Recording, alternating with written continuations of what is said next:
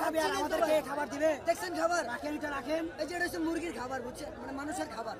এটা স্বাস্থ্য উপদেষ্টা আসবে, আইসা রান্না হবে। আহত ঠিক আছে, এটা মেডিকেলে ভর্তি আছে, তাদের জন্য রান্না করা হয়েছে, স্পেশাল ভাবে এটা রান্না করা হয়েছে। এটা হচ্ছে আজকের স্পেশাল ভাবে। আমাদের দাবি এটাই, আমাদের খাবারটা যেটা রাস্তা টুকায় তার চাইতে ভালো খাবার খায়। এই যে স্বাস্থ্য উপদেষ্টা আসবে, আইসা এটা খাবে, ঠিক আছে, তারপর আমরা খাবো। এই যে পশু, এই কথাটা আবার বলেন, এই কথাটা আবার বলেন, ঠিক কথাটা আবার বলেন।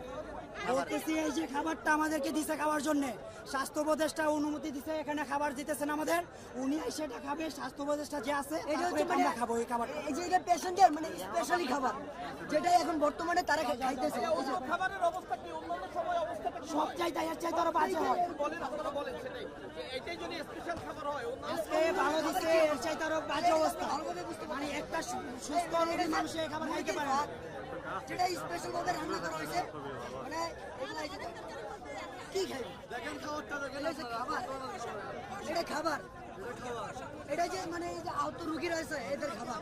মানে এই যে আমার মতন যে আহতরা ভাই আছে, আমার এই হাত সুস্থ মানুষের খাইতে পারে না, আহতরা কিভাবে আমাদের জন্য এটা খাবার।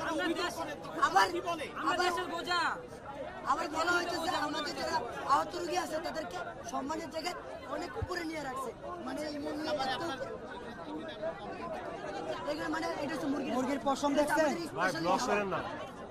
কতটুকু স্পেশালি খাবার দিতেছে এখন আপনারা দেখেন। আচ্ছা, এই খাবারের মান নিয়ে যখন আপনারা বলেন, অভিযোগ করেন, তখন কি বলে, কিসের কথা বলেন?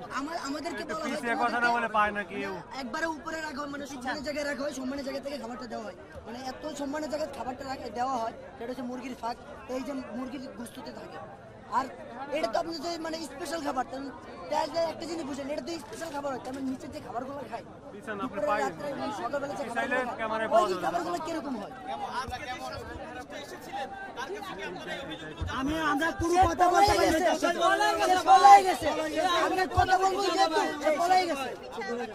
কথা বলবো, সে পলাই গেছে, আমাদের কথা বলার সুযোগ দেয় না, আমাদের পলাই গেছে, কথা বলতে পারি নাই। এমনকি আমার গাড়ি চাপা দিয়ে গেছে, আমার উনার যে গাড়ি ড্রাইভার উনি আমাকে গলায় চাপা আমাদের উপর দিয়ে গেছে গাড়ি, আমাদের উপর দিয়ে গাড়ি, আমার উপর দিয়ে গাড়ি। আমি প্রায় 1 ঘন্টা আইসিইউতে, আমার শেষ পর্যন্ত আইসিইউতে আমি ওই 4 তলায় গিয়ে ওড়ে। আচ্ছা, এই যে আপনাদের চিকিৎসা চলছে, আমরা জানতাম না, আমি অনুদানও দিত এবং সেটা বন্ধ হয়ে গেছে। ঠিক আছে ভাই, বন্ধ হয় নাই ভাই, বন্ধ হয় নাই। আচ্ছা, আর তো বলছেন বন্ধ হয়েছে, শুনো,